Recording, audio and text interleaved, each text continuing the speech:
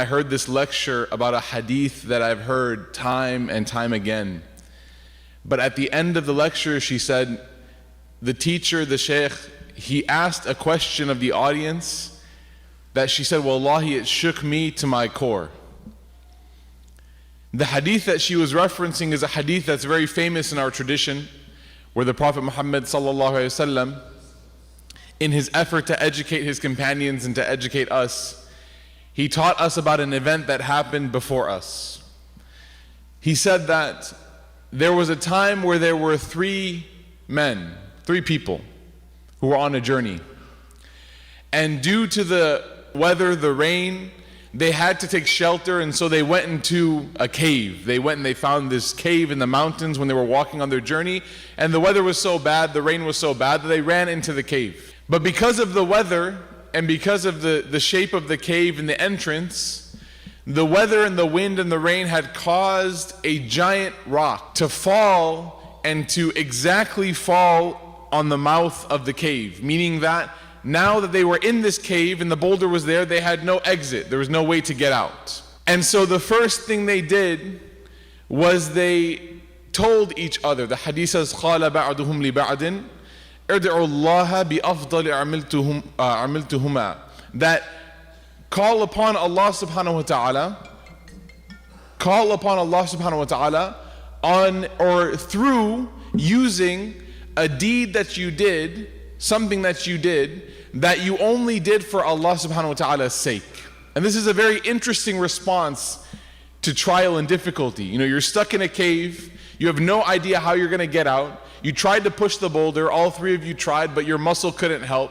And the first thing they say is ask Allah for help. So each of them, in a moment of desperation, raises their hands to Allah in the cave, and each of them share a moment from their history where they did a deed that they did only for the sake of Allah subhanahu wa ta'ala.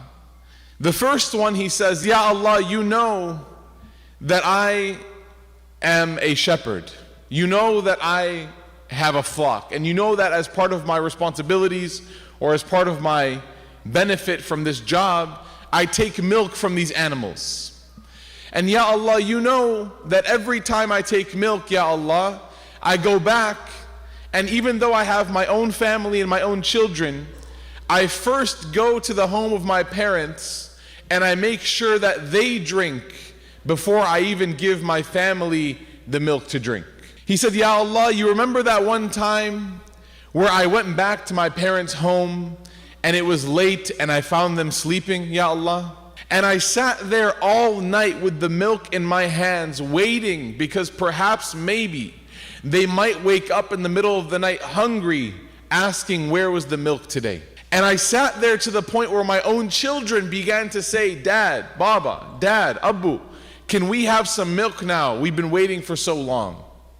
And I sat there until the morning. The first man said, Ya Allah, in kunta ta'lam, that I did this, if you know, Ya Allah, that I did this for your sake alone, then Allah, please move the rock that we can, nara minha sama, that we can see from it now. When you move it, a little bit of the sky. The rock shifted slightly. The second man begins his story. He says, Ya Allah, you know that there was a woman that I was deeply in love with, that I was extremely attracted to, and we had feelings for one another. And Ya Allah, you know that I had the opportunity to have extramarital affairs with her. And that one time, and we met up to engage in extramarital activity, and I was at that moment, right when we were about to engage with one another, she reminded me to fear Allah. And I remembered in my heart, oh Allah, I remembered my consciousness and fear of you, and I stopped. He says, oh Allah, if I did this for your sake, Ya Allah, if I did this only for you, Ya Allah, then please move the rock so that we can see from it a bit of the sky. And Allah subhanahu wa ta'ala then shifted the boulder slightly. The third man then, after seeing this happen now twice, called out to Allah subhanahu wa ta'ala and said, Ya Allah, I employed someone to do some work for me. I employed a person to do some work for me. And after they did this work for me, Ya Allah, I owed them a certain payment, a certain grain, a certain amount of grain. And in that, I asked them to take their grain, but for some reason they refused, Ya Allah. So they left, and I took their grain, and I then invested it multiple times. So over the years, I took the grain, I invested it, and from that grain, I was able to yield to purchase cows and sheep, and much more than the grain itself was worth. The man then came back and demanded his payment. And the third man said, Ya Allah, I could have just given him the grain that I owed him. But because I used his payment and invested it, I told him that, you see all of this, all of these animals and these livestock? He said, yes. He said, all of that belongs to you. It came from the grain that you were owed. The man actually became shocked and told me, are you lying? Are you joking with me? Are you making fun of me? And the man said, no. The third man said, no, it all belongs to you. He took that and he left. So the third man then at that moment called and said the same dua as the first two. Ya Allah, if you know that I did this for your sake alone, Ya Allah, then please move the boulder. And the boulder then shifted completely out of the way. All three of these stories, all three of these events have a couple things in common. The first and foremost is that they all highlight what is known in our religion as al-ikhlas, as sincerity. Ibn al-Qayyim rahimahullah, he defined ikhlas as when a person does something for the sake of Allah. They do some sort of act of obedience to Allah, and they have no one else in their mind and in their heart besides Allah subhanahu wa ta'ala. And this is difficult. This is tough. Because sometimes you could be doing it to please somebody else, whether it's your parents or your kids or your spouse or your friends or your community. If a person has ikhlas, that means that the only one that they're thinking about when they're doing the deed is Allah subhanahu wa ta'ala. They're not thinking about if they're going to get in trouble with anybody or if they're going to please or impress anybody. They're only thinking about Allah subhanahu wa ta'ala. So my mother, at the end of that, when she told me the story, she still had tears in her eyes. And she said to me, Abdurrahman, the Shaykh asked a question that shook me. I said, Mom, what was the question? She said, if you were the fourth person in the cave and the boulder had only moved a little bit, do you have a deed that was so sincere, that was done for the sake of Allah, that you would have been able to raise your hands and been a part of the group that moved the boulder? Or if you had called upon Allah, perhaps would the boulder not have moved at all? Have I done anything so sincere and so full of only La ilaha illallah that it would literally be able to move mountains? And the Shaykh then concluded and said, brothers and sisters, sincerity is such a strong power that the believer has, that it can take an obstacle that seems impossible, that seems immovable, and when sincerity is added to the action, Allah subhanahu wa ta'ala can make the impossible possible. He can move the immovable. He can change the unchangeable condition. Whatever we perceive a difficulty to be, if we do something for Allah's sake alone, then Allah subhanahu wa ta'ala can facilitate that. And that's why the Prophet Muhammad sallallahu alaihi wasallam said, اتَّقِ النَّارِ وَلَوْ بِشَقِّ تَمْرَةٍ.